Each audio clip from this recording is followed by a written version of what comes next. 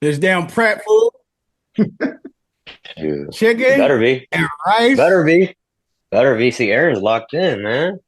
So what's your plan being being so far distance from the next show? And the main thing is, I mean, me and Cutz talked today, and we're gonna kind of like deload a little bit and just kind of get the body back energized. Cause bro, like after this show, I was exhausted. I'm like, what the hell? I've been so damn tired of my life. But I know going into this show, we've taken everything to the extreme as far as the training, and I think it all just like caught up to me. I'm like, whoa! Like got off that plane. Yeah. First thing I did was literally go get my kids and have peace, and then went to the jumping place. So it was just nonstop, and I had a moment. I'm like, I'm tired. Like I am exhausted. So, bro, that Monday, like I didn't wake up until like 10:30 a.m. I'm like, oh yeah, my body's tired. My body's pretty damn tired. So, I got a little rest yesterday, and then this morning, I mean, I still woke up on a later side. It was like 8:30, and Monday I did my cardio, went to the gym, and I was like, I don't know how I'm feeling right now, but it's not the normal feeling. So, Yeah. um, me and Cuz came up with a plan, and but yeah, bro, we're on prep, still eating this damn chicken and rice crap, but we're just letting the body relax and kind of reset, and we're definitely not letting the foot off the pedal at all, like at Yeah. all.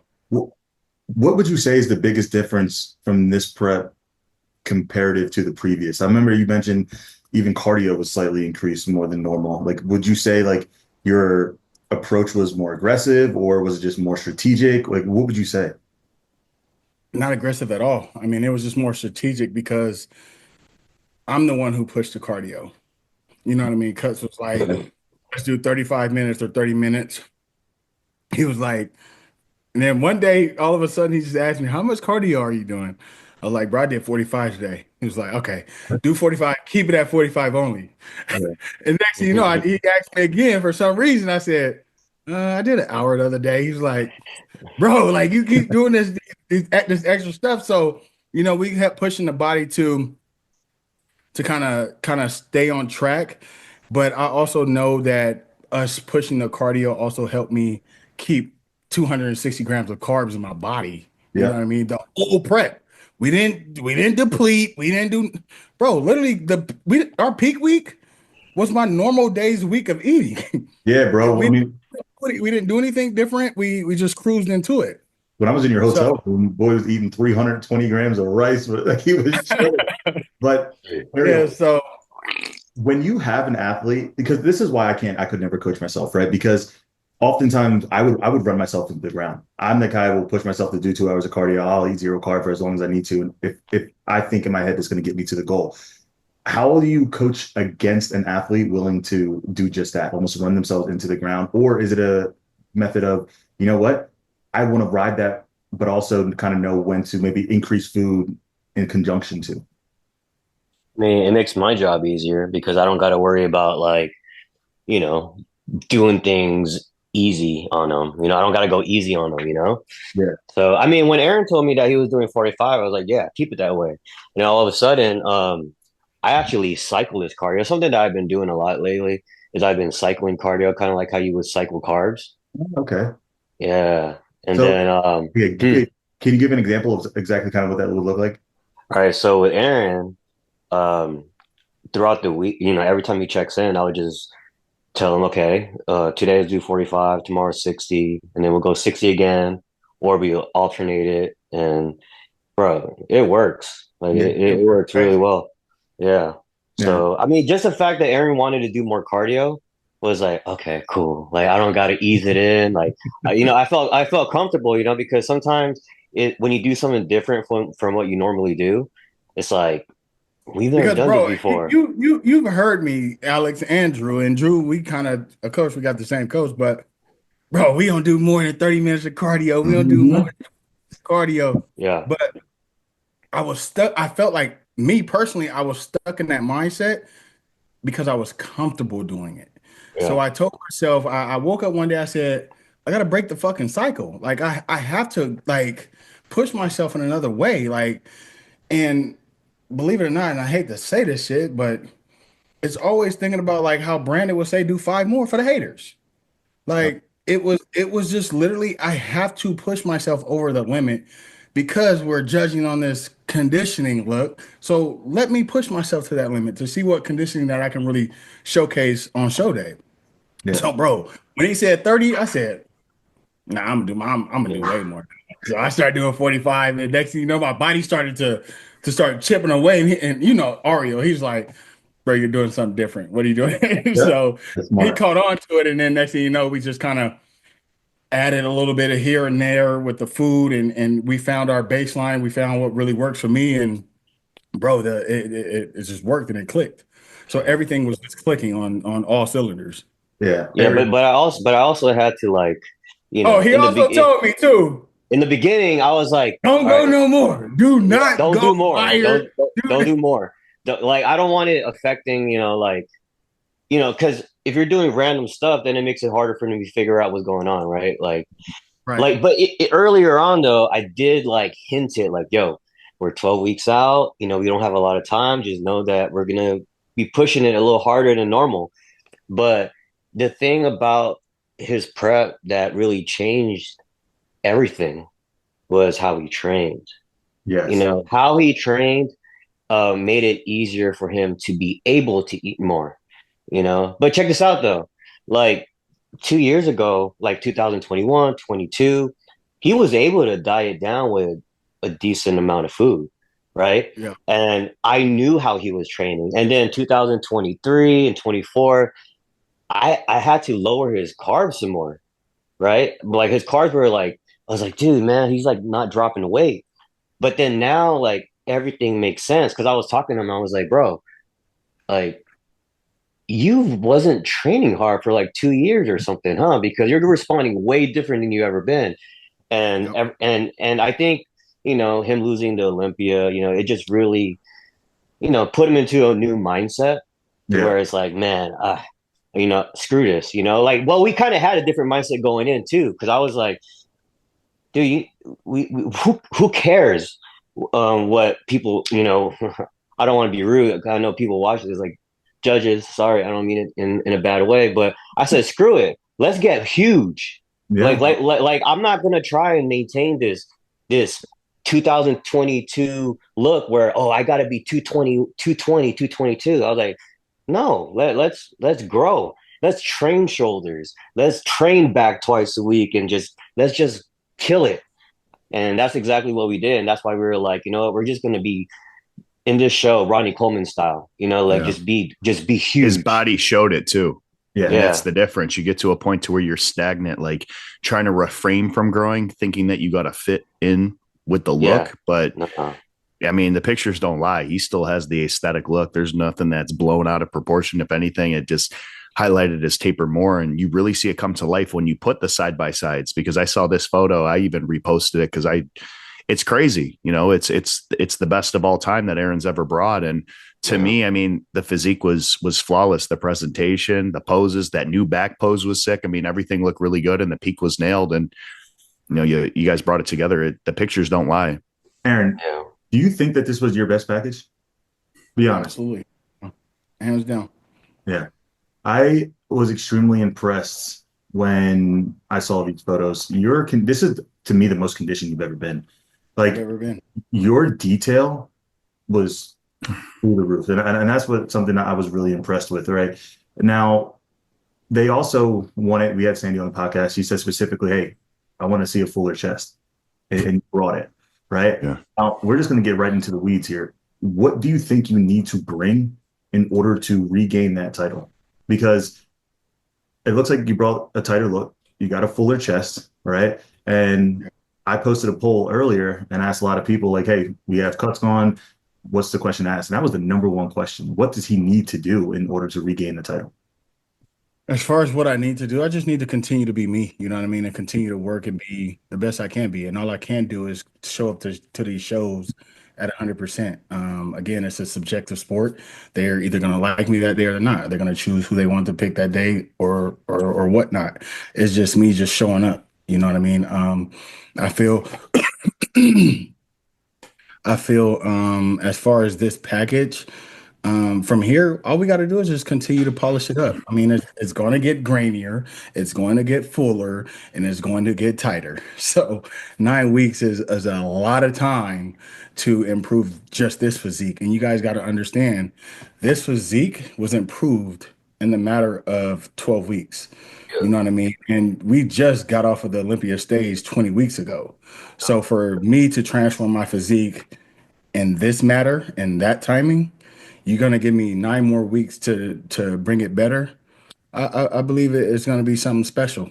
Again, this was a special package that I brought, and I do believe that it was it's a sick ass package, bro. And I look at this.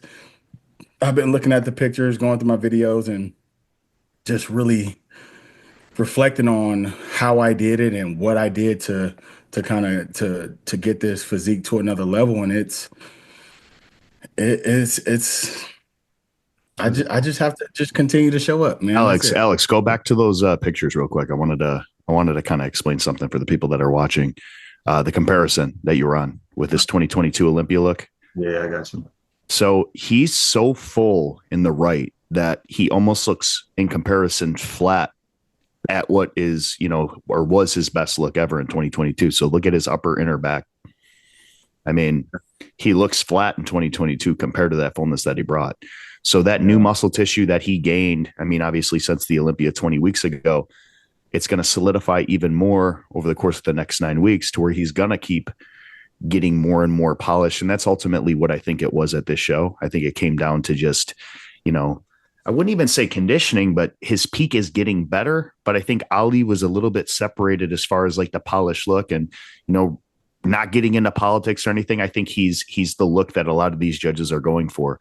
But to me, and I said this, and I know that we had this phone call right before finals. Yeah. I mean, Erin, we broke it down. I mean, and I'm not even being biased. We talked about open and everything, but the conversation came up to where we were talking about, Erin's look, and I still had you in the winning. It just was weird that you ended on the side after prejudging, and that's why I kind of in my head was like, okay, it's not your show. Just by the way, because I've ended many times in the top 4 and a 3 on the end, and it never usually goes that person. I'm kind of wondering why. It didn't make a lot of sense to me.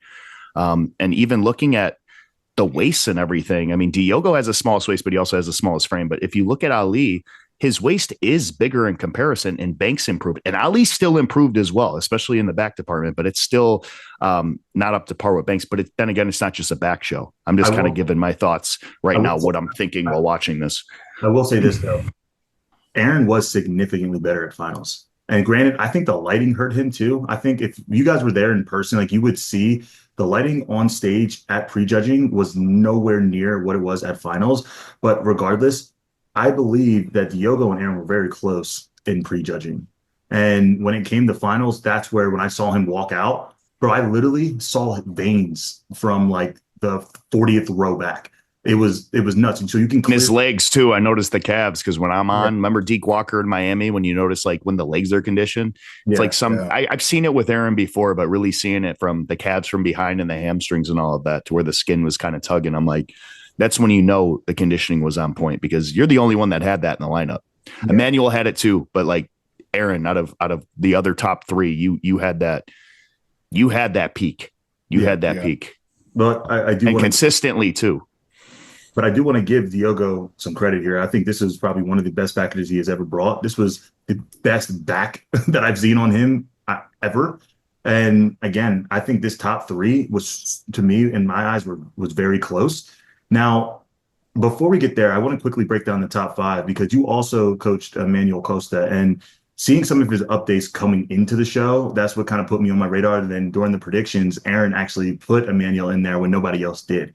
So I'm curious to know, how the hell did you transform his body to now finishing 4th place at the Arnold and standing in a 4-man lineup, which completely separated themselves from everybody else compared it to the previous looks of just not too long ago at the Olympia? Well, we started working together, like, I don't even remember when. probably like 7 weeks, yeah, eight. Oh I don't wow. know, something like that. And I s- I flipped his diet like completely. And bro, he was eating like 4 meals, 35 grams of carbs, doing 3 sessions of cardio a day, and he was lean. So like I was like, what the heck? Like what are you like why? Like you're already like tight. So I went from, I made his meals, I made it 5 meals a day, and I just added carbs every single meal. And I would give him refeeds. He hasn't had a refeed like in forever. And then I lowered his cardio from 3 sessions to just 60 minutes, 30 and 30 every day, because I didn't want to like lower it completely, because that Yeah. was his body was used to it. So I didn't want to like go that crazy with cardio, but I had to feed him. So I changed that. I changed his training. Um, and his body just came to life. I think he was just over dieting and just killing himself, to get ready. And from there, like I figured out pretty much what he was doing in his peak weeks. And bro, this guy would literally not eat anything the day before the show and morning of the show. You know who was like that too that we talked about was Vitor. It was the same way. I don't know if it's a Brazilian thing or what, but a lot of these guys go in fasted. Yeah. Well, yeah. When did you when we were coaching him, when did you know? When did you know he was going to be in that conversation? Um, I don't know, like right away. Like right away. I mean, when you look at him, it's like, dang, this guy is like almost like another version of Diogo in a way. Mhm. Like the way his arms look and his shoulders and everything. Yeah. Except, I think he just has a better core. His abs are better. But I think for him it's just a matter of time. I think we can still get better. This is our first show together.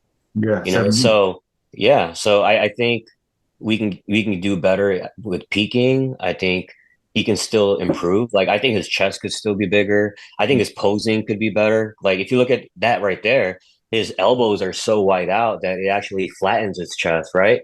Yeah. So like if you look at even the picture, so look at his elbows, right? And Mhm. then look at go to I made a post with me and him, like I was standing that one right there. Yeah, look at his arms, right? You know how it's just Yeah. straight down? Look how much fuller his chest is, He needs to right? do So that for sure. yeah, Yeah. No, so I had the same issue for a while with and me and Stephen Cow. We always compared it when my arms were out, it flattened our chest. But yeah, that's how you got to kind of pose on stage, like effortless, because he looks that much fuller and his shoulders pop yeah, more. The taper looks crazy. yeah. So he's only gonna get better with minor tweaks. Yeah. So what's his plan? He's doing Tri-City. Oh, nice. I think Andre Yeah. Ferguson might be doing that if I'm not mistaken. I don't want to put my foot in my mouth, but that's going to be a battle, man. Oh, okay. Yeah, again, I know he's running the gauntlet this year, so potentially. Yeah. Drew, why are you smiling like that, Drew? Ariel's like, okay. I'm just sitting here. I'm like, oh. I'm excited to It's see Andre. exciting, man. It's an exciting year. Yeah, speaking of exciting shows coming up, I know we still have to dissect the Arnold a little bit, but Erin, is it official? You announced it? What? You jumping in the Pittsburgh, right? Staying in it? Better yet? Oh, I was for the sure. first to put my contract in. What you Yeah, mean? he announced that like 2 months ago. Are you still doing Unlike, Pittsburgh? unlike Or- you announcing your coach. Just because I didn't win. Boy, what? I compete. That's one thing I do. You think you're going to still do New York, or you're focusing on Pittsburgh? Is it before it or after it? I think it's right after. It's always after, like a week They're after, like a I week think. apart. Yeah, Yeah, it's so back to like a back. week. Might as well. See, Stay on the East Coast. we taking one show at a time. So we're Yeah, gonna for do this sure. Pittsburgh Pro, and again, get better and just show up and see what happens. I'm excited for that show. We'll talk about that, but I do want to talk about the Final Four before we transition over. Now, Ariel, from a coach's Yo, perspective, what do you want to do in order? Again, he's going to be going against a lot of these same guys, throughout this year. yeah. What do you think he needs to do in terms of whether it's a peak, overall look, in order to put him back on top?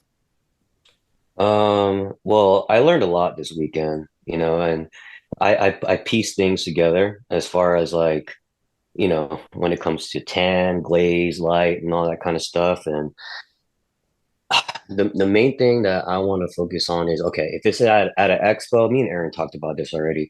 If it's at an Yeah. expo and we're under those lights, mainly for like, people with his skin tone and the height, I want to make sure that I don't that he doesn't put a lot of glaze, Okay. and on top of that, maybe a shade lighter on the tan because the light that type of lighting on his skin, it just bounces. So like people say, oh, he was off or he's watery. Like he was Yeah. not off and he was not watery, but when you put glaze, I could kind of understand what they're talking about.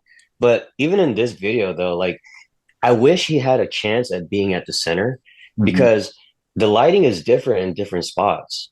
Like he looks better like standing next to Diogo than he does on the other Yeah, side. I noticed that with the open when they were moving the guys around, you could see how they look different. Like even when Derek was moved, I could see a lot more detail in certain areas. So that Yeah, does make sense. It would have been nice to see Aaron move in, especially yeah, at the different venue. Yeah. yeah. Like his back, like even if you look at like the individual routine, right? Look at how his back looked when he was in the box versus when he's on the sides. It doesn't show his rhomboids as good, like it. But if you look at it, he looks better where Emmanuel is at. So Yeah. there's just certain things I want to tweak. I mean, even the posing. I mean, he already knows what he wants to do with like his routine. He got some, he's working on some things to spice it up even more because that finals routine was fire, right? Yeah. It was dope. Like, the little bow thing that he does, like it was sick. But Yeah. I think I haven't talked to Aaron about this yet. I was going to, but hey, I'm already here, so I might as well talk about it now. He's like, what the fuck? Well, I kind of did hint it though. There's a pose like if you look at that top six picture, with Ali, Aaron, Diogo, you know what I'm talking about? Go Uh, go go to my page, and then you'll see the top six. all right, I got you. You kind So of you done can see what I'm posing? talking. The pose, yeah, Yeah, yeah, yeah, yeah, yeah. I see what you're saying. I see what you're saying. I got you. yeah. I'm gonna wait for you to. That's the pose right there. Like, look at it. Like, look at the shoulders. You can see both chests are full. Yeah. So the camera on this picture on all the stay shots is kind of at an angle. So what we need to do is probably just like kind of pose as if we're at an angle, but straighter on. And I think that right there. I mean, just look at him right there. Look at Yeah. his chest. Look at his width. And Look at he the just looks sword. powerful. Like like the way he's standing, it's tall. It shows everything. And another thing that I noticed too is if you look at the comparisons, Ali and Diogo were actually slightly in front of him. Like they were trying to out angle him a little bit. And if you look at Aaron's foot, it's like a little bit more on like at the end of the box. Yeah, So I see that.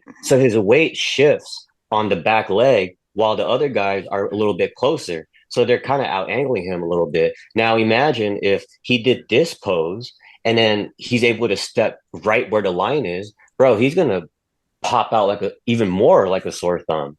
Yeah. Like he's gonna just be huge because he has like how many pounds over these guys? He has like what 40 pounds on these guys or whatever. So, just imagine like just those minor tweaks, I think will just make him look even more dominant. Like I don't know. I'm excited for it because we know what we need to do. Like we're not trying to sit here and be like, oh, we're gonna aim for the same look. Like we're over that phase. Right now we're in a phase where like we're gonna get better every single show. His weight cap is 232.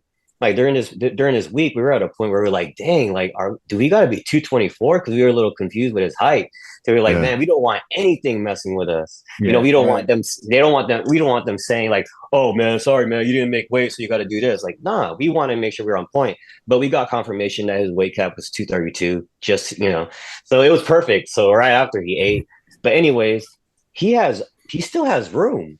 Yeah. So we still have room to get better. So if he did all he did in 12 weeks, imagine 9 more weeks of training the way he is.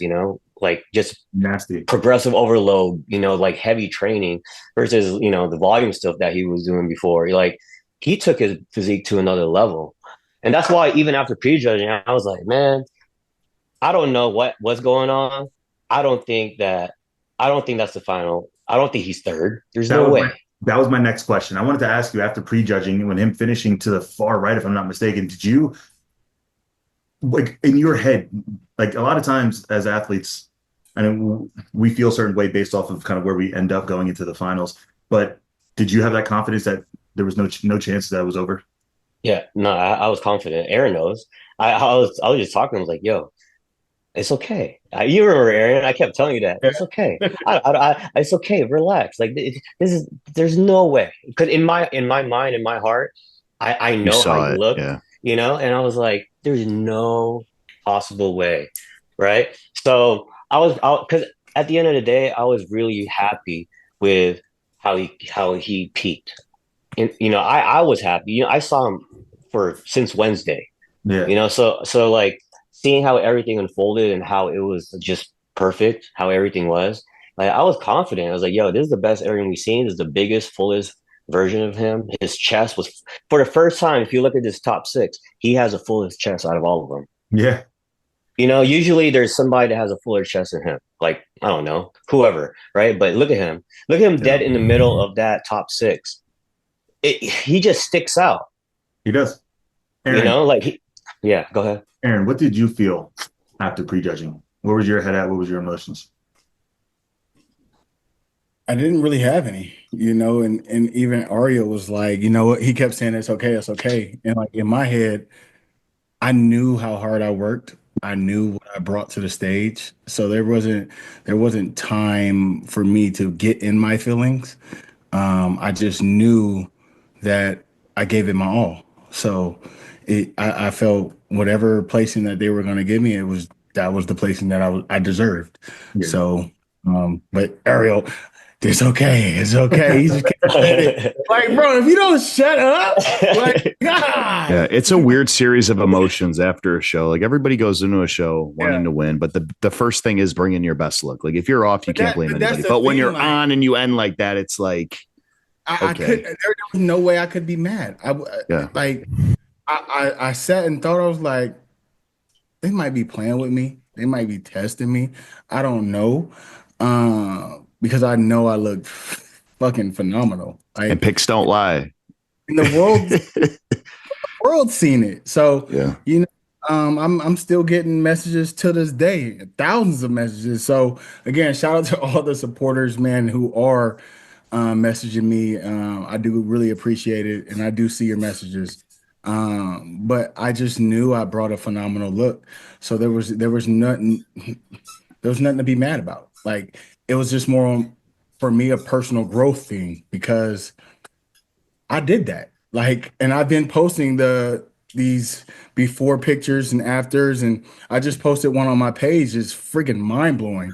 Cutz had sent it to me even after we posed at the pros gym, and I was like, bro, that is nutty. Right there, top right. No, top right, top right, top right. Oh, yeah. Yeah. This is 2020, 23. Yeah. So I saw that. I'm like, bro, like that's it's stupid. It's incredible looking. So, I'm just gonna continue to do what I do, keep growing, bringing my best foot forward and, Look at the chest. Oh competing. Look at I'm the gonna chest. just continue to compete. All right, Drew, quickly break down the top six. Let's get back. Dude, this is the first time we're doing this in a while. It feels good to be back. 2025. Yeah. All right, do your thing. I mean, there were a few surprises. So the first thing, we're going to start with Jason. Jason, I don't think it was his best ever. He's another guy that's right at the weight cap. I think that he is super full to where he could sacrifice some fullness for the conditioning, but I don't think it was his best conditioning ever. He just has a smaller frame, smaller stature. His back isn't as tapered as some of these other guys. And I mean, you kind of see it there. Yeah. He has really good muscle insertions. What's that? Did you hear his feedback? No. Bro, Ryan on Instagram Live, his coach yesterday said they want him to be bigger. Like he needs to grow. But Well, it's like the comparison to the lineup that you're in. It was the kind of the same thing with Ryan Clark. You almost get lost in the lineup when you have guys that just are that much wider with a structure, right? I mean, he's massive. Like you've seen right, Jason in person, he's massive, especially in his off season. He's very bubbly and full. He doesn't necessarily have a weak point in his physique. It's just when he's next to somebody else, just structurally, he gets exposed, especially when he's next to the guy who's in fifth place. I believe that's the guy from Italy, Alessandro. yeah, Alcindor. Yeah. Oh, he lives He's in Dubai. Yeah, he's another dude that's massive. I seen him at the Olympia. I was talking to him for a little bit. I mean, he's got a really massive, unique physique. I think that he's really dominant from the front. I think personally, he should pull his shorts down a little bit more. It looks like his torso is a little bit shorter. Yeah. So pulling it down, it would look, if you compare it to Emmanuel and fourth, you see the difference in obviously they have different structures, but if you were to pull down the shorts, maybe it would put more emphasis on more of a taper, in my opinion, especially with like the shorter shorts and what he has going on. I think in this lineup, his lower back could definitely be a little bit more prominent. You can tell he's definitely wider than Jason. He's peeled, he's really good from the front, but the back definitely needs some more work. Emmanuel Costa was a shock of the show. He was the dark horse that nobody even knew about coming in. He's a guy that I competed at the Olympia with many times. And, he's never been in the conversation at any shows, and him coming in, and you saw it, like when we were talking about, the pictures that he was taking with his girlfriend at the gym and his shoulders, his chest and everything. And then making these, update posts. It was crazy, but we haven't seen that display on stage yet. So it's kind of hard to place him in the mix, but seeing him come out and hold his own, I mean, I was happy. I was streaming it and I was shouting, and I was super excited. Obviously, Cutz' guys always want to see all of them do well. And like Ariel was saying, he has a very similar look to Diogo. I mean, obviously with the stature and the height, they're different, but the way that they're hitting the back pose is very similar too. I noticed that their arms are a little bit lower. I have a question. Kind of just rolling up. I have a question. Cutz, how do you prefer? So Aaron hits his back pose, like his elbow to wrist is like a little bit higher up compared to like the Diogo or Emmanuel. Do you think that's dependent on the physique, or which way do you think best, highlights the I guess the muscle and the conditioning through the back? To be honest, I think Aaron's back could be even better if he relax his arms just a little bit more. Yeah. Yeah. I know we talked about that on the phone, Alex. Yeah. I think Yeah, a lot of times people's arms like this, they're trying to exaggerate width. yeah. He gets away with it like this because he does have the low inserted lats. I think like Diogo, because his lats are high, he has to drop them. But my theory is when your arms are high, it puts a lot of tension on that upper back, therefore Yes. not letting your lats hang. So if it was down a little bit more, I feel like it would put more emphasis on Banks's lats. Honestly, Ali's hitting his back like the arm angle. I feel like the best of both worlds. Like it's in the middle a little bit. But Yeah. Okay. Go on, number 3. So going back to third place, Diogo looked his all-time best. And I wasn't there in person, but seeing these pictures, I think the Arnold lighting was also improved too from previous years. But his taper, his posing, his structure, the way that he hit his back looked very, very complete, especially with the legs, everything going on. At finals, he did come in washed out. As soon as I saw that, I was like, okay, it's definitely a look that's going to hurt him, especially with Aaron coming in better. It just needs to be more consistent. I think he nailed that peak for prejudging and it just didn't hold. But all in all, I mean, there's nowhere that you could really tell him to improve. He's so round in the chest and the shoulders. His arms are, right where they need to be. The back pose, I mean, everything's there. I don't know how far he is from the weight cap, but for Diogo, it's more of a peak thing, in my opinion, just being consistent with it, kind of saving a little bit more room after prejudging so he can come into finals better. Aaron, I mean, I really can't say anything negative. It always seems like I'm preaching on here and saying how good he is and hyping him up, but it really has nothing to do with that. I personally think he has the best shape. His silhouette is extraordinary. He has the obliques dialed in here. I mean, the taper, the shoulders, the roundness, the fullness, the back. I mean, the only thing that I said to you is the back pose, and that's just in comparison to the rest of the guys would have in his arms high. And there's all these coulda, woulda, shouldas, or if he would have done something different, would his placing has changed. But I mean, like you guys said, with more time, there's just going to be less room for any sort of flaw. You're just going to keep perfecting it, getting harder and tighter. And, I'm excited to see that. Ali came out polished. I still think that He doesn't have necessarily the best taper. And first and foremost, I want to congratulate him. I know he works his ass off just like every other guy in this lineup. It's never that I doubted him. And me and Alex talked about this. Just because I had Aaron winning doesn't mean I don't like any of these other guys. It's nothing personal. I'm starting to see what direction the sport is heading in. I'm starting to see, what the judges are looking for, what they're wanting. It's kind of like when what was it, like 2020, when the backs, like Aaron set the standard for backs. Now it's turning into abs, right?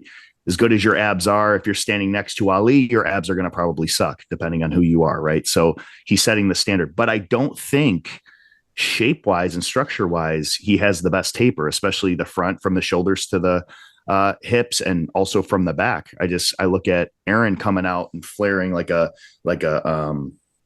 hourglass. I think Ali is it doesn't have as much as a dramatic taper, but he makes up for it with his conditioning. Kind of like Ryan Terry. There's no specific body part that's super like, holy shit, besides his core, but muscle for muscle. I had Aaron just there, and it's hard to break it down and sit here and talk about it because I don't want to be like a Debbie Downer. I got my guys that I personally like, and Ali's still one hell of a competitor, and he's definitely that guy now. He's setting the standard. It's just when I look at men's physique, I look at the most complete, and in my eyes, I still have Aaron as the most complete men's physique competitor.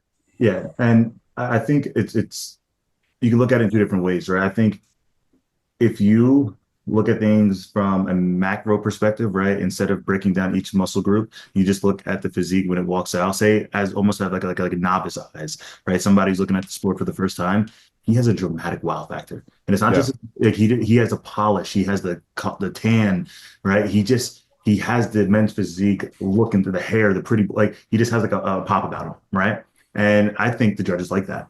I think that it's his wow factor is not anything necessarily individualized in terms of muscle groups, maybe outside of his abs, but it's a polished, clean look. There's always years that go by that there's almost like a new standard, right? They had like the men's physique Montserrat to where they had smaller legs, and me and Ariel have talked about it before about a look, and I don't think there's a specific look anymore. It's just a flow. Whoever's at the weight cap that in the lineup stands out the most, and that's kind of what it is. It isn't like you have to have like shows used to be just one from the back, especially the past couple of years when I competed. But then again, my conditioning has been so good that I've actually beaten guys with better backs than me. But here it's just different. I think it's constantly changing. I think it's interesting to see. It's interesting to see. I mean, listen, let's be real. I think, the coolest part about this is I think this is 1, 2, 3, 4. This was at least 4 or 5 guys, their best of all time. Yeah. Stepping on. I agree. And I think Ali improved his back insane, like quickly. Now, granted, he still needs to fill in the lower back, but the detail, the density in the upper back was significantly improved. And again, the midsection is the midsection, right? It's a separation. And there's been a lot of talks ever since then. He came out right after the show and said, I want to win 5 Olympia titles, insinuating that process is going to start right now. So my question to you. But when Aaron does it. That's a good point. But do you think, and no disrespect to Ryan, do you think if Ali continues at this trend that he can stand toe-to-toe to him and potentially beat him this year? I think he has a chance, but I'm not going to put my foot in my mouth and say, because, everybody wants to jump on. It's kind of like when the Patriots were doing good. They do good, and then everybody wants to see the Patriots lose, right? Everybody hates on the champ until there's a new champ, and then, years go by, and, people are so indecisive just with any sport. They want to see the underdog come in. He's a guy who has all the momentum right now. But still, I mean, Ryan Terry, I know he's just as hungry. Ali's hungry. I mean, Aaron's still hungry. You can't count any of these guys out. There's a lot of guys that are in the mix too, that there might be a guy that comes out of nowhere, just like the year Ryan Terry won, going from 6th, 7th to 1st. I mean, you never know. So, I mean, I think he definitely has a shot. But it's too early to call a lot of this.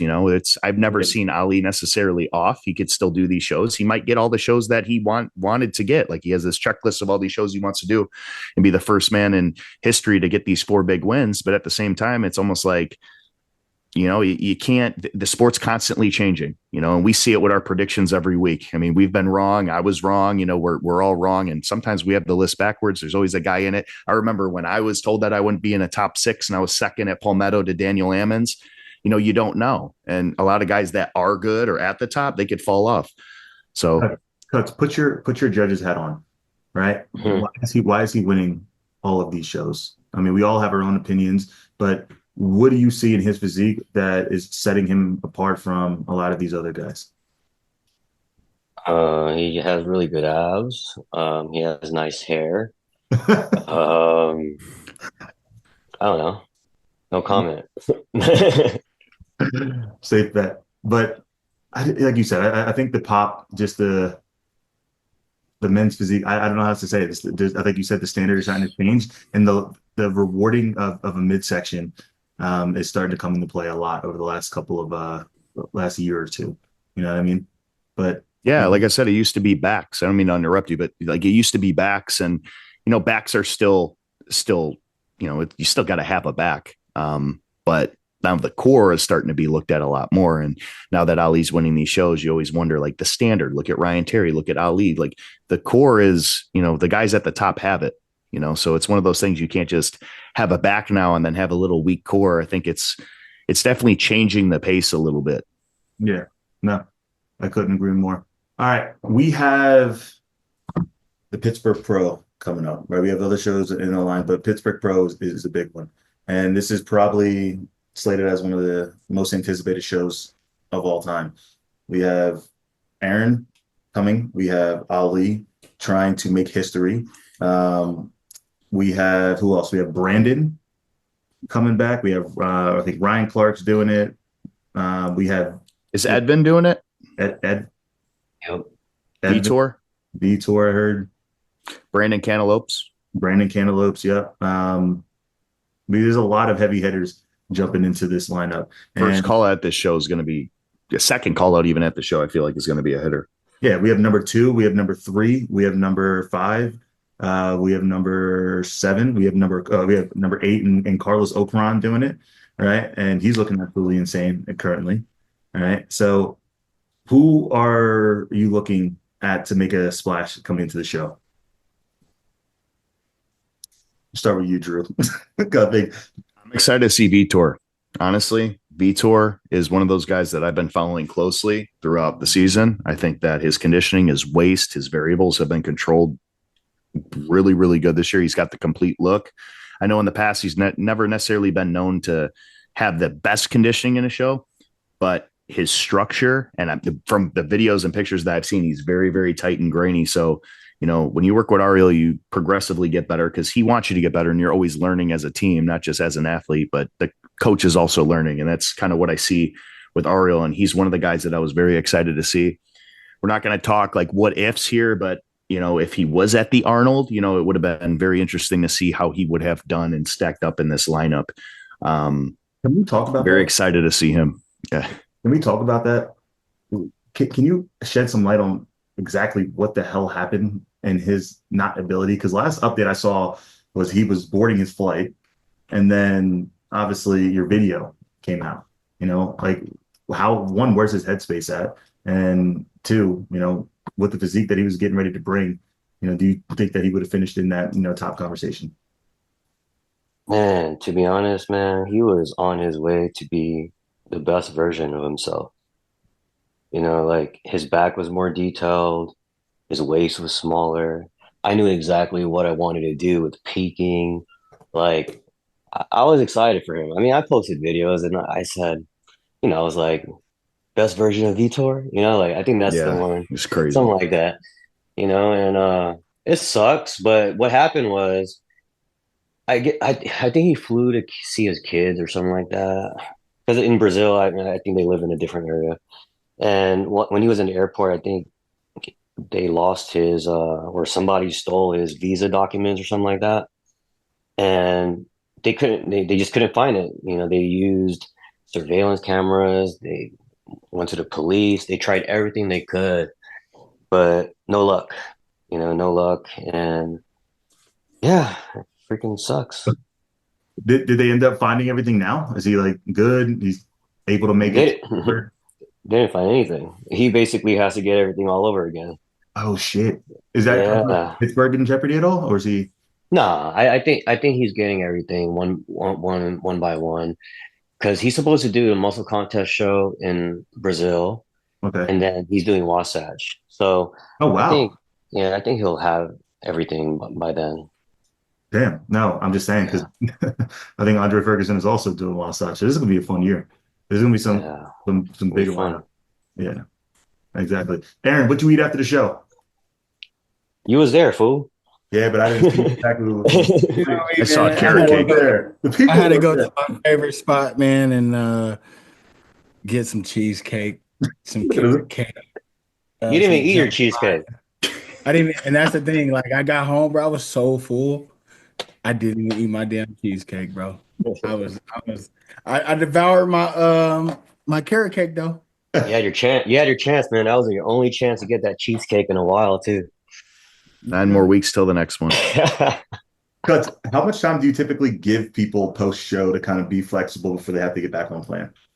don't really like it. I don't like giving people time. Really? Just like, nah, I gave Aaron time. I'm giving Aaron time right now. He's deloading, but uh, Might go I get some don't. tacos tonight. Shut show. I'm Forget sick. how early it is there. I need Yeah, some chicken tacos in my life. I don't know how much time I give people. Usually like a few days or something like that. yeah. And Yeah. then in, I was gonna say, in an actual prep, are you somebody who likes giving high days preferably, or would you give somebody free meals like sushi, something along those lines? Dude, Aaron had sushi until 4 weeks out. No, it was 3. Or okay, yeah, three. There. Okay, sorry. Is that a common thing, or is that just more specifically for like somebody like Aaron's body type?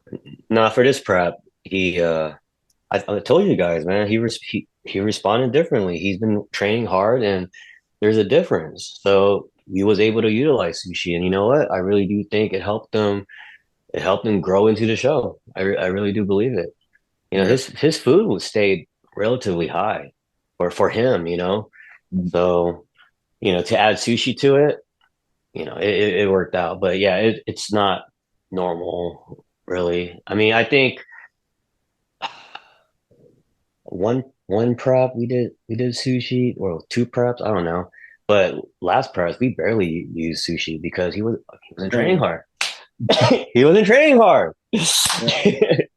All right. So we talked about Aaron a bit on here, but I want to transition over to Drew. All right, Drew, how many weeks out are you now? 14, 13? 13. Yeah. So what, I mean, we know from the feedback previously, we talked to you last week about this, but is there anything different with this prep that we're aiming to do for Drew? A slightly different approach, or is it, you already know what to do to get him conditioned slash, just making sure the peak is good? Oh, you're talking to me, right? Not Drew. Yeah. Okay. Let Drew Um, to be honest, I just want to keep on making improvements. The back is something that I really, really want to improve, and I'm gonna do whatever I can. I'm gonna do whatever I can get away with. But we know what to do. We know our formula. But right now, like I just want to be able to utilize the food that we have right now and just keep on improving. Yeah. That's key for me because I know Drew could get peeled. I know I could just, you know, I can get him ready in 6 weeks if I wanted to, but I just want to be able to just have him improve because we need back. We Yeah. freaking need back, man. Need it. Man, because this conditioning it's nasty.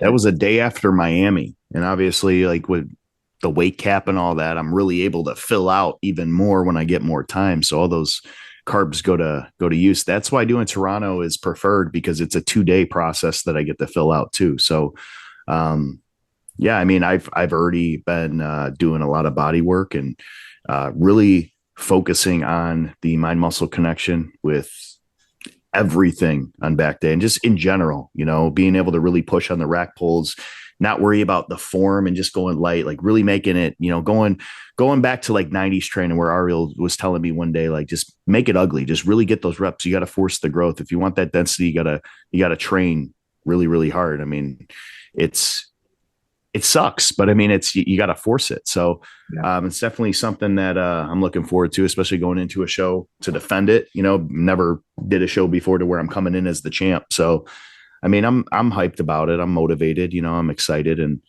just gonna keep going. Hopefully grow into the show as much as I can. I know we took about 4 months off training legs, so able to kind of focus on that body composition, putting more density in that back while just maintaining the legs. They're not a weakness to begin with, but I could afford to, go a few months without it and just, focus on the back, like you said. Aaron, if you had to give somebody advice to grow their back, because I think you've done that pretty good over the last couple of years, what would be the number one, whether it's an exercise or simply advice in order to manage you throughout the day to day? Sure, it's the same shit that Ariel tells and preaches to everybody. It's really progressive overloading and loading that fucking bar up with weight. But again, you can load that bar up and just bounce that shit around. But you got to learn how to the technique and to contract and actually come down with the tension still tied into that lower back, especially when we're talking about rack pulls. Rack pulls is probably, I would say, gonna always be your best bet at building that density. But then when again you got the T-bar, the chest supported T-bar roll where you need to again stack that weight up.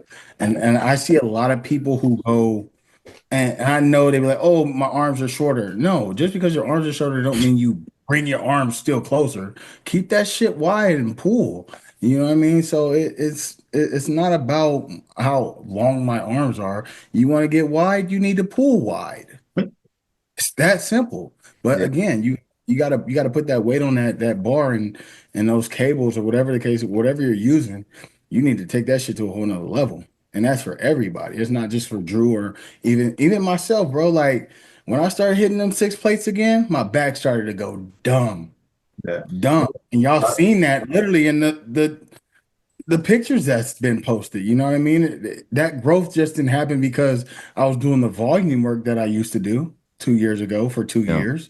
No, it was because of this prep and going into that 20 weeks from the Olympia to now. Like, bro, we went and hammered that shit. Yeah. And that was all heavy weight. There has not been one day where I lifted light at all. Bro, the peak week, I was hitting 5 plates on rack pull. Like, I think people get extremely comfortable in their style of training, and I think they need to get very uncomfortable. If you're not quote unquote nervous at some points in your exercises when you're about to move some weight, if you don't get that butterfly feeling in your stomach, like little things like that that I've started to realize that I wasn't getting. And then I had actually a brief conversation with Cutz this weekend that almost relit a fire in my ass that made me realize, you know what? I'm gonna turn this shit up. You know what I mean? I'm not gonna make excuses. I'm gonna turn this shit up. I'm using an excuse of not. because, bro, like, and we talked about this too.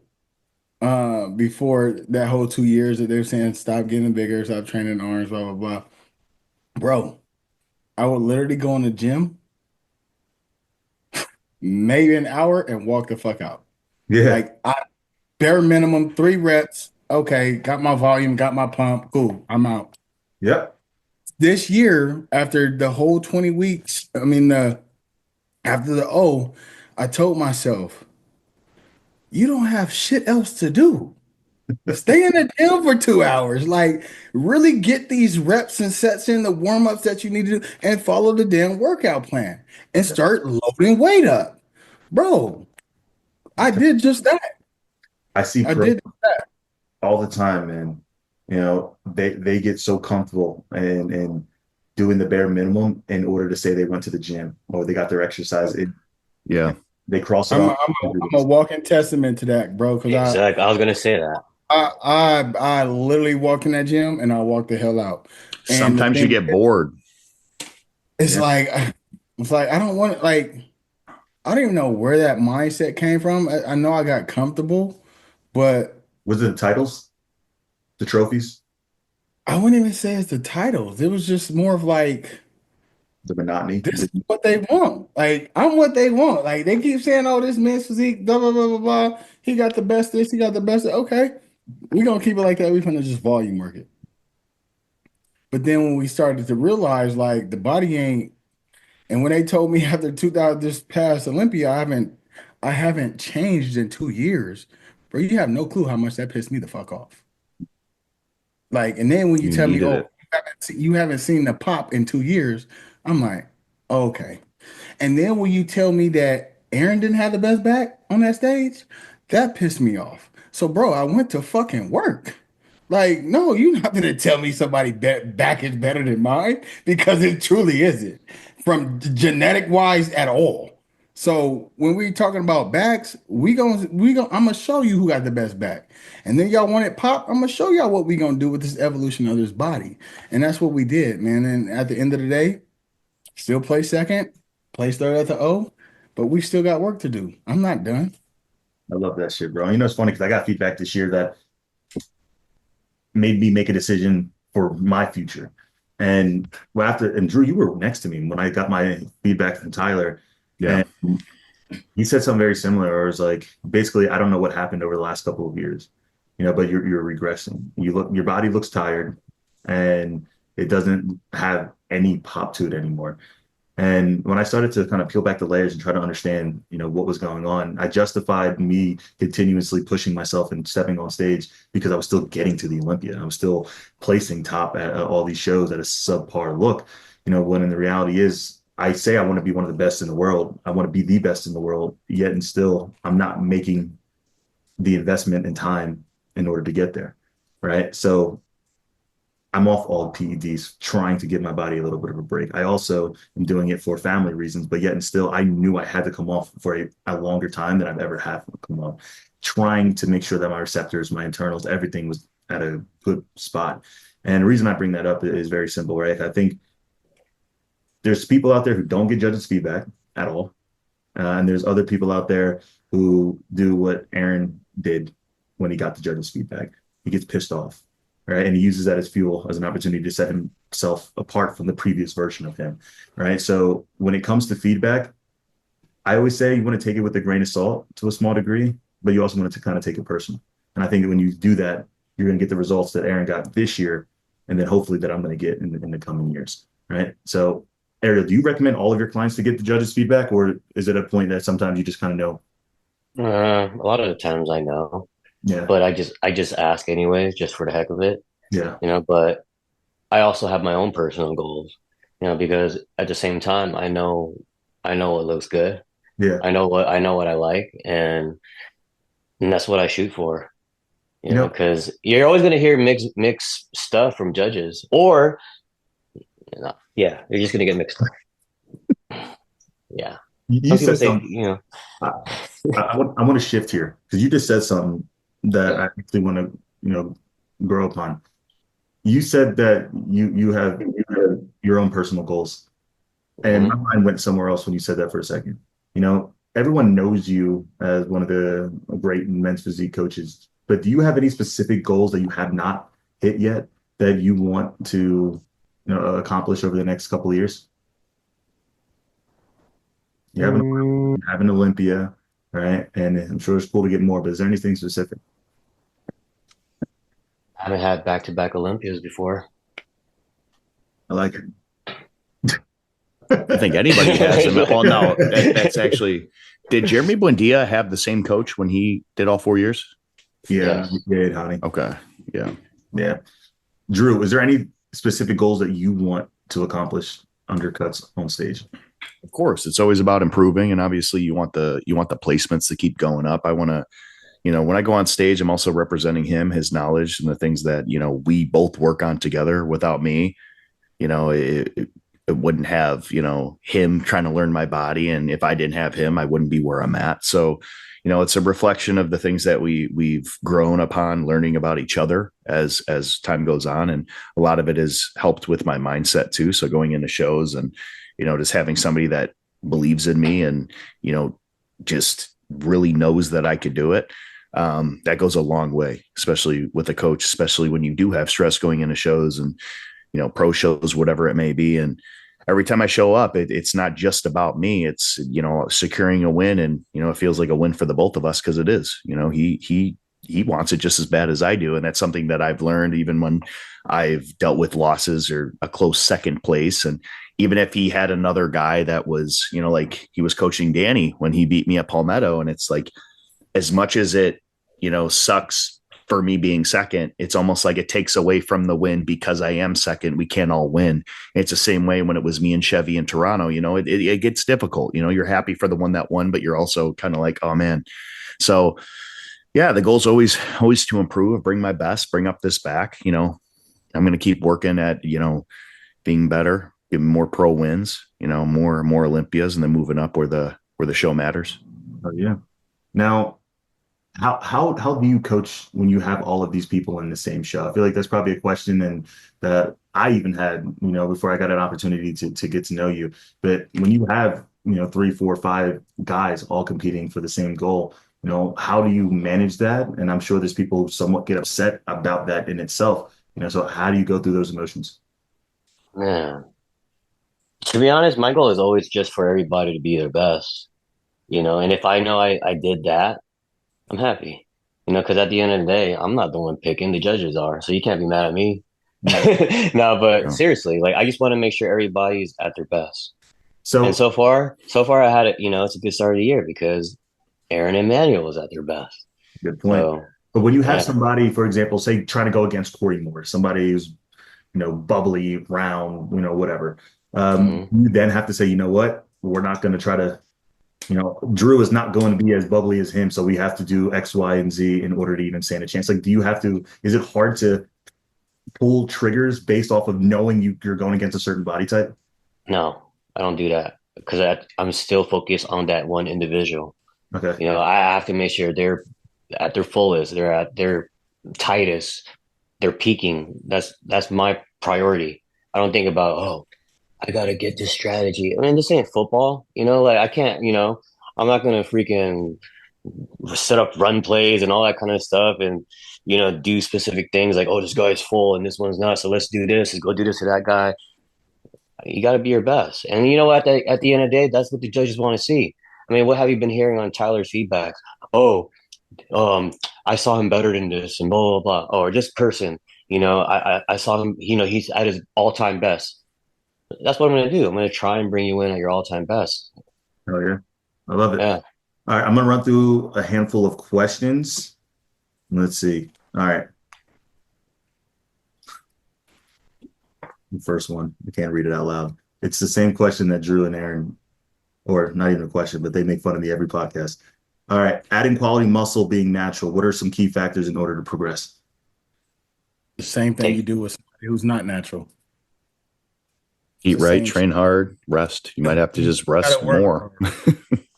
You I gotta think the work best way to hard. say it is PEDs just speed up a timeline, right? They kind of just, Recovery, red blood cell count is increased. So, protein synthesis, recovery, like what you could achieve potentially in 6 months, you might be able to do 2, but each body type is different. So it depends. A lot of people that want praise because they're natural, they're choosing to ultimately be natural. So I kind of just put everybody in the same boat, whether you're enhanced or not. You still got to put that work in, like Aaron said. yeah. it's Aaron, time.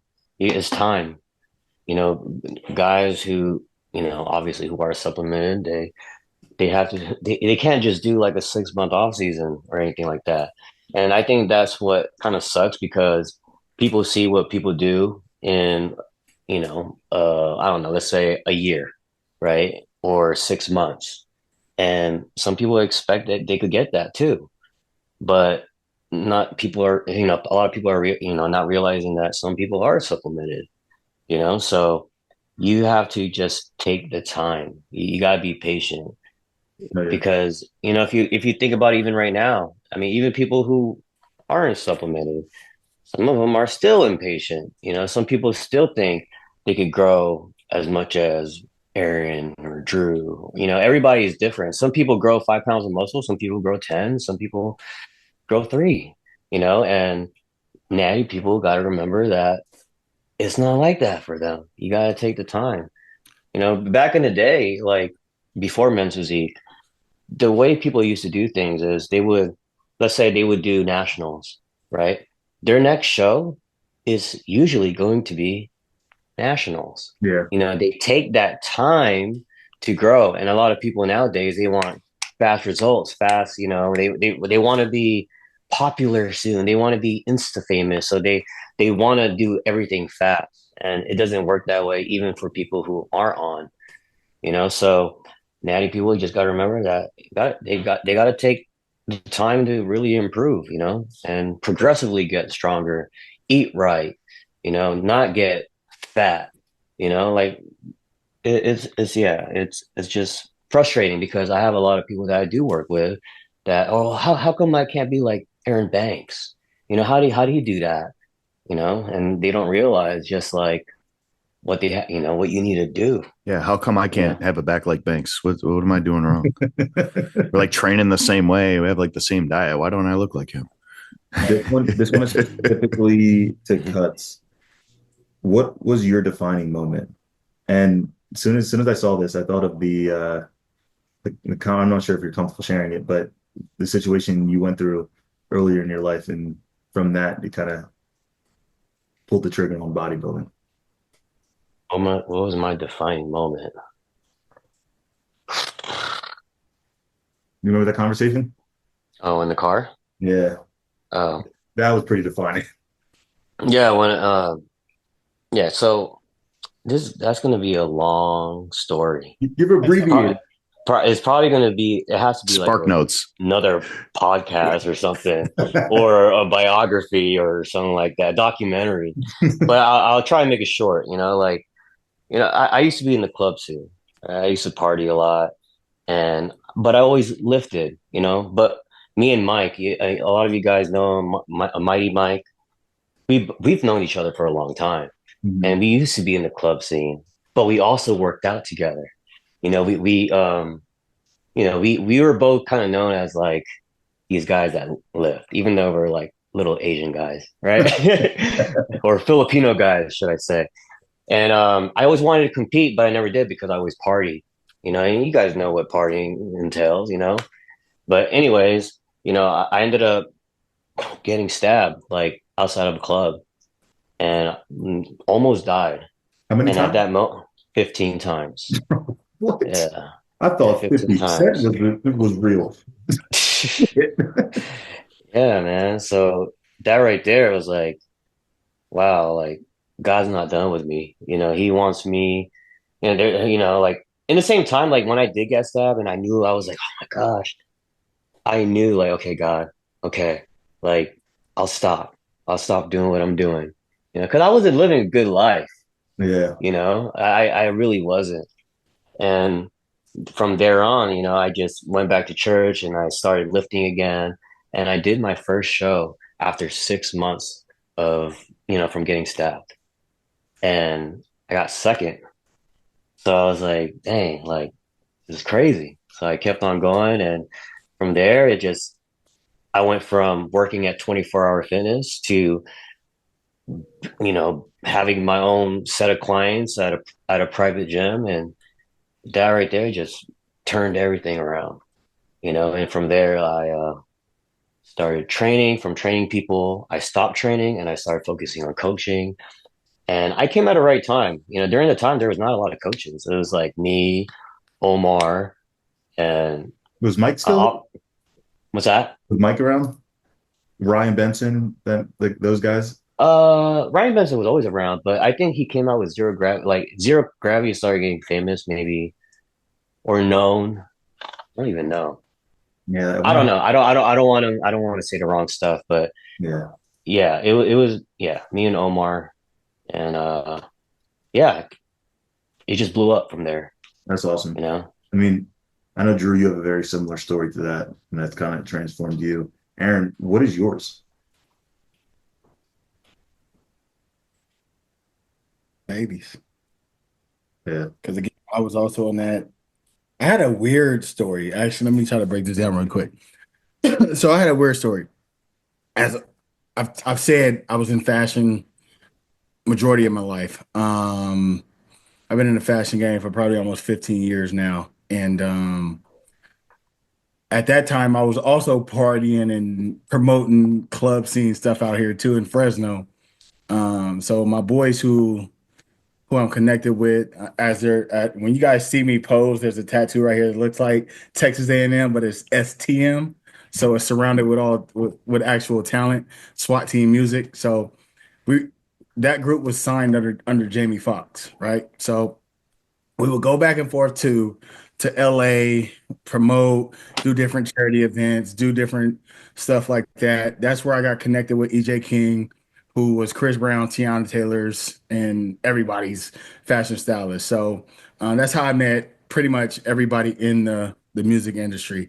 But then from there, your boy was fat, 268, so at the time, like I said, gotten wanted to get back into shape, but it didn't click until I got showed a pregnancy test, and next thing you know, as the time was going and we went and viewed and see what the gender was, and it was a girl. That moment changed my whole entire life, bro. And I really got on my ass and really started to transform my life, started to transform how I ate, how I moved, stopped drinking a lot, stopped smoking, stopped partying a lot. And from there was doing just the P90X thing. But at the same time, there was another incident before I even had my daughter was crazy. My appendix ruptured. I think I talked to you guys about it a little bit, but that moment right there, because I was personal training and being a guy, oh, it'll go away. Oh, I don't need to see a doctor, but I just kept having this pain, bro. And next thing you know, one day I came home from personal training and just collapsed on the floor. I balled up like I couldn't move, and it didn't rupture then, but on the way to the hospital, I literally felt like it was like I heard it. So at the same time, it ruptured in my body. So they're rushing me to get all this X-rays. They were saying it ruptured. We got to make sure we got to get it out of you right now. At the same time, they're trying to tell me all this shit. They gas masked me. So I don't know what the hell ended up happening. But next thing you know, I woke up and bro, I was in the hospital for 13 days. I almost died a couple times. So that was weird. But again, it always goes back to, God wasn't ready for me to come up there and visit him yet. You know what I mean? So, and then I had a daughter 4 days after. Oh, So, yeah. So it was like, Yeah. bro had a Yeah. long reality check. Oh my so God. it was just all back to back. So when you sit there and say a defining moment, it was just such a defining 3 months. Yeah. Like it happened so fast. And yeah, bro, like I ain't gonna sit up here and be emotional right now because that shit it hit home real quick. But like y'all know how I am with my kids, bro. Like You're their superhero, bro. It's cool. Whenever we're on I hear you, I hear them in the background or whatever. Your son comes on, I hear your daughter, bro. They love you, man. It's special. You know what I mean? You're a good dad. And I told you, bro, you changed my perspective. I told you, man, I was doing things wrong for a long time. tearing up and shit on this damn shit. But seriously, bro, and this is why, you know, I hate that sometimes, people continue to push the narrative of who you were in 2022, because I do believe people can change. And I've seen it firsthand, and you've changed, allowed me to change. I'm taking this time off now to prioritize having a kid. You know what I mean? And I talked to Cutz about this, and it's hard for me to do that, man. Like I see all my boys competing. I'm going to all these shows. I'm sponsoring these shows, but then I talk to you every single week.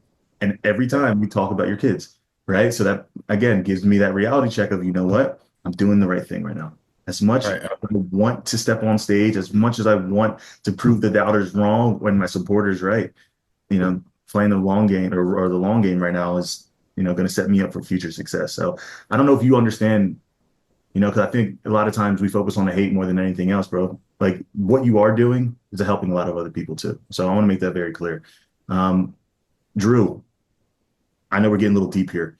When you were on the ground, when you were bleeding, what was going through your head in that moment?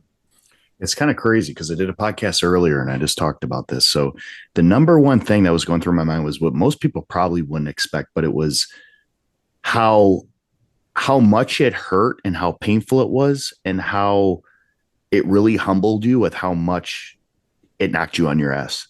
Because I was thinking about like Rambo movies and all of that. I'm like, okay, these guys that are running around after getting shot, there's no fucking way I'm sitting here and I'm not getting up.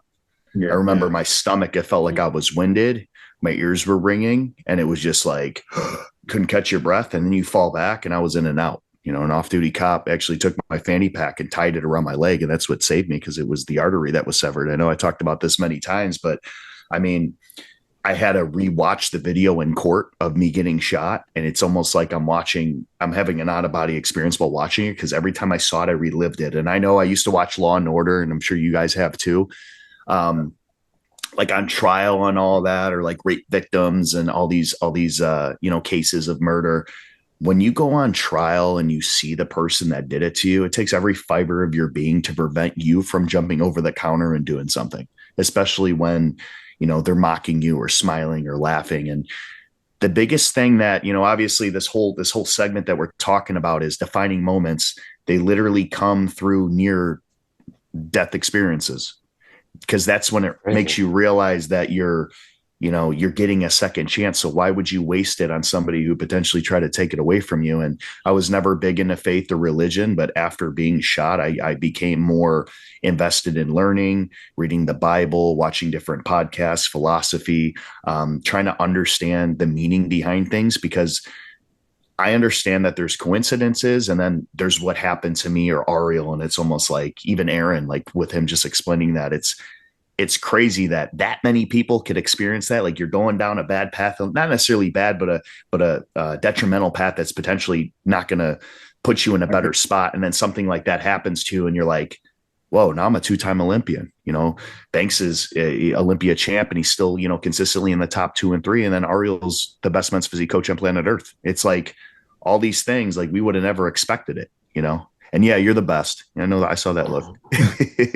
I can do the talking for you. The people that call themselves the GOAT aren't the GOAT. Let everybody else call you the GOAT.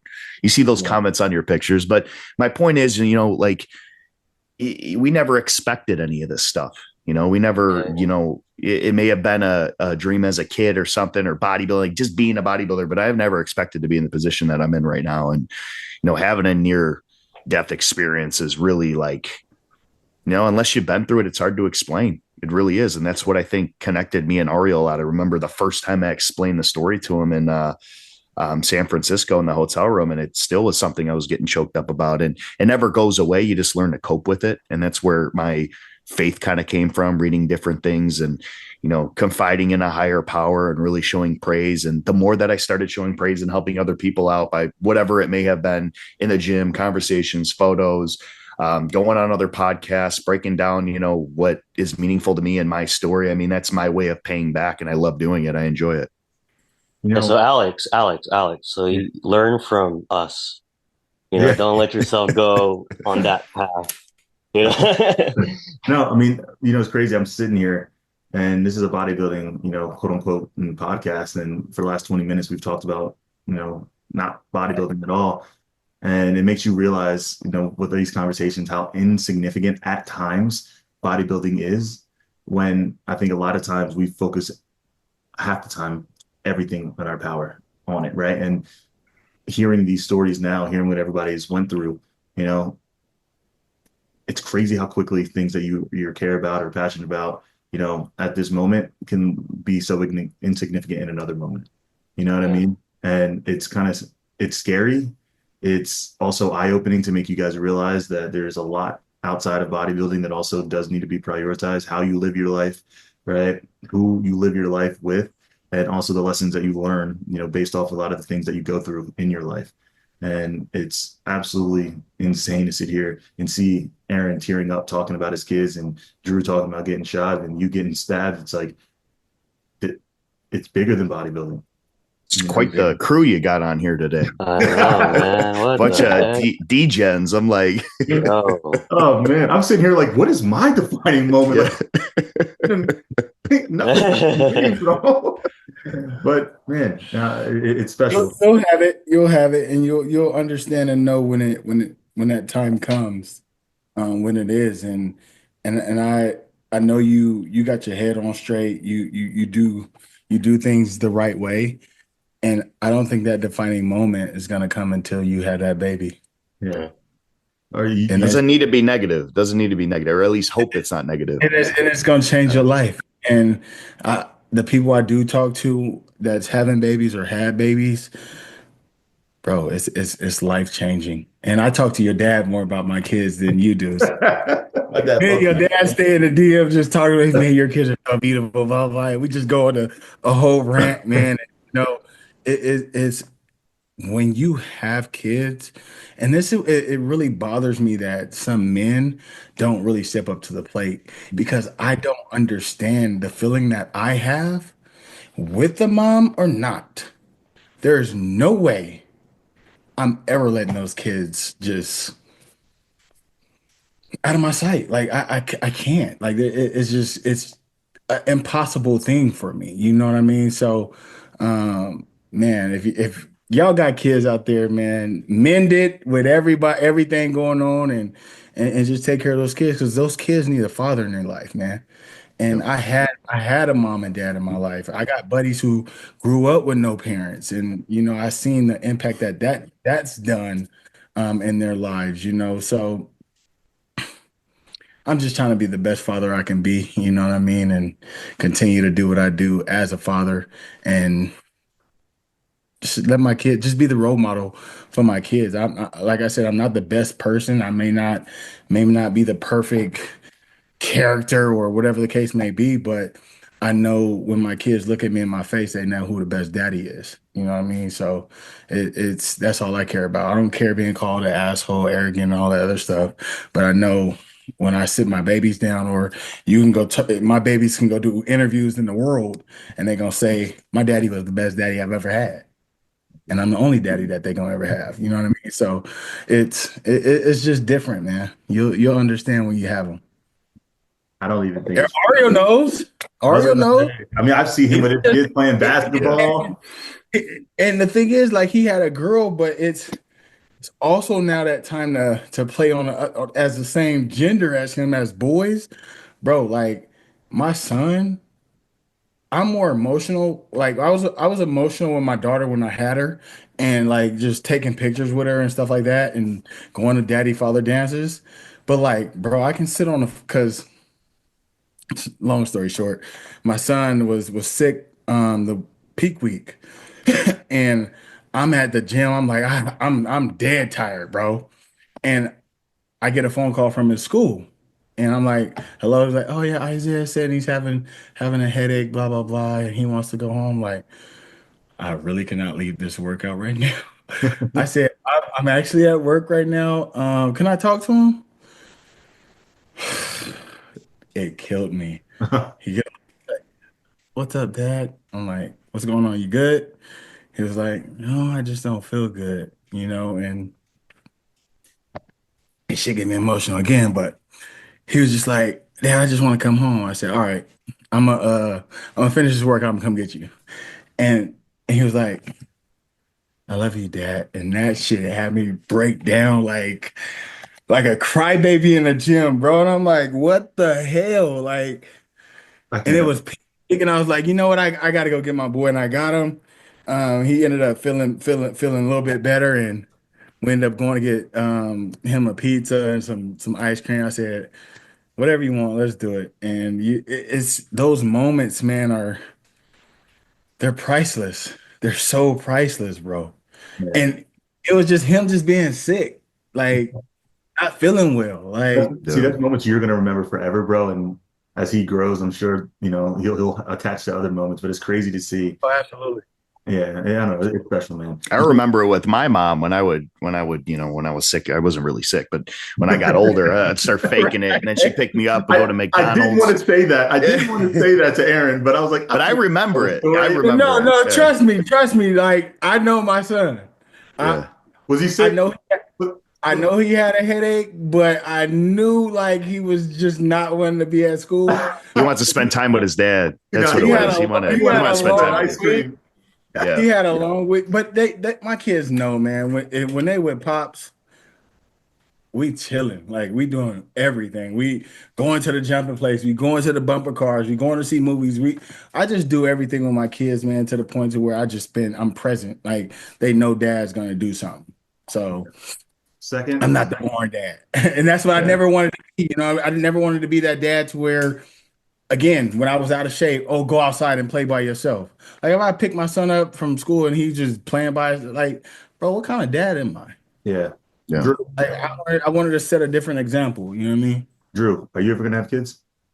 Yeah, I'd hope so. I mean, there's no like specific date or time that I have on it. I mean, obviously right now with, focusing on bodybuilding and things like that, it's, if it happens, it happens. I want to have kids. I mean, I ultimately want to raise a boy or girl or, somebody that is a descendant of me so I could teach them to be a better version of me, because that's what you do as parents, especially, my dad and, the most experienced people, usually they pass it down. And when I grew up, it wasn't like I hated my parents, but I'm like, you're no fun because I couldn't do certain things. I couldn't hang out with certain crowds, like, but when I got older, I realized like, if they weren't that way, I wouldn't be the way that I am now. I think I got a good head up my shoulders. I know what I want. I work hard for what I want. And, it's just, they raised me to be that way. So, I want to do the same thing, and your kids may not understand it right away, but it's, I want to be able to return the favor and the things that my parents taught me and, give it to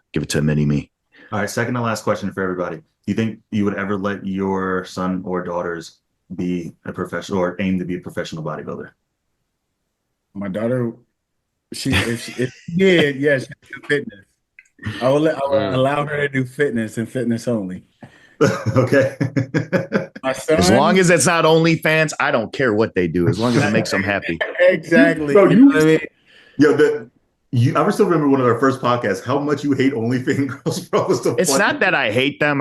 Dude, it's literally prostitution. It's literally, it's sexual extortion for money, and your morals are extremely like, I mean, I don't get it. I mean, the dark side of bodybuilding is a lot of that stuff with like the gay guys that want to pay you. Yeah, it's not the drugs. Let me tell you, nobody's going to appreciate your body more than a gay man. And hey, shout out to all my gay followers. They're completely awesome, but I don't like feeding into the stuff that, if you're going to comment hard eyes and stuff, I'm going to, I'm definitely not answering, or sometimes I'll give people shit, but I mean, it's not that I hate OnlyFans people, but Drew loves it. What are you talking about? Just so you know, I'm thumbnailing this or titling this partly Drew's flirt with everybody knows it's true. Everybody, girls don't care. Listen, the guys that are like, hey man, can you coach me? Yeah, what's up? What are your goals? Well, I just want to get bitches. And I'm like, well, you're not. You're going to get dudes. You're straight up going to get dudes that ask you how much grams of protein you take. And they're going to be like, hey, can you flex that bicep for $100 Venmo? That's crazy. I got some weird ones. And you know what? That's going to stay between me and my DMs. Man, out of anybody on this podcast, I think it's you to be able to do something. People, they're sending a photo, video, some feet photos. You freaky ass. I'm the wait, what? What'd you say? I'm the one that would most do it? Yeah, probably. I can see that, bro. I think the Drew version or the weird version of Drew would do it.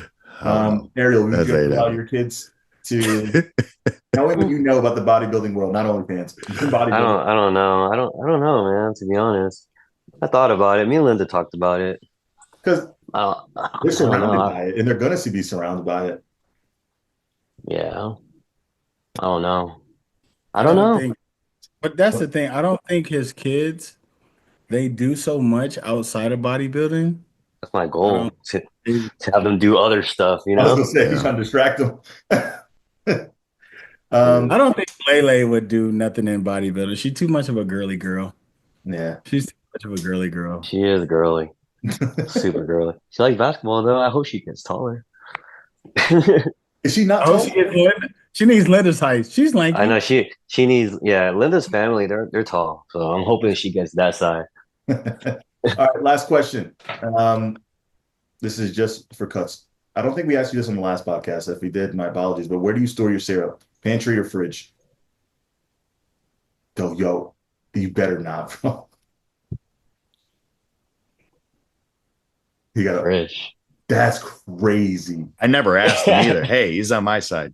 The winning team over here. The fridge, yo. My coach. Dude, that's how my mom always did it. Yeah. I don't know. That's crazy. I think we might be even now. We might be even now. No, Sandy, no. Cutz. What? Crazy, Yeah, bro. man. That's why I stayed out of that conversation. I was like, You can tell, bro. He never commented on anything. Nah, yeah, that's crazy. Okay, that's the last thing. What's your nationality? Filipino. Hmm. Yeah. I would still consider you more on our side, but that's It's crazy. it's too much spice. It's too much spice in your nationality to put the shit in the refrigerator. I don't know. So every time I put syrup on my pancakes or whatever, Don't it's worry, like I'm take calling Mama, forever to I'm go down. calling Mama Jane tonight. Like, why you got that in the refrigerator? My girlfriend's Spanish, so she always roasts me. She's like, white people food and like potato salad, and because my mom don't know how to cook. I mean, if she cooks like a steak or something, it's like eating a raw shoe. It's like, dude, Whoa. it's yeah, she don't know how to cook. I He was said actually raw too. listen, this is a true story. Swear to God, she'll be watching this. I was in jail once, right? I got out and I said the jail food was better than hers. Wait, there's so much to unpack in that quick fucking 10-second Whoa. story. What the That's fuck? And that's it pretty was bad. just like it was the cornflakes without the sugar. Wow. Yeah, we're gonna have to circle back on that jail story though. Yeah. Oh my God. No, we've already heard a near-death experience. We'll say man. podcast. But so on a serious note, Cutz, I appreciate you hopping on. Aaron, Yeah, of course. always, guys, fellas, I think I needed this episode, and I'm sure a lot of people out there is also gonna, find some key value in this. And I'm excited for your prep, getting ready to start for the what are we 9 weeks out from Pittsburgh?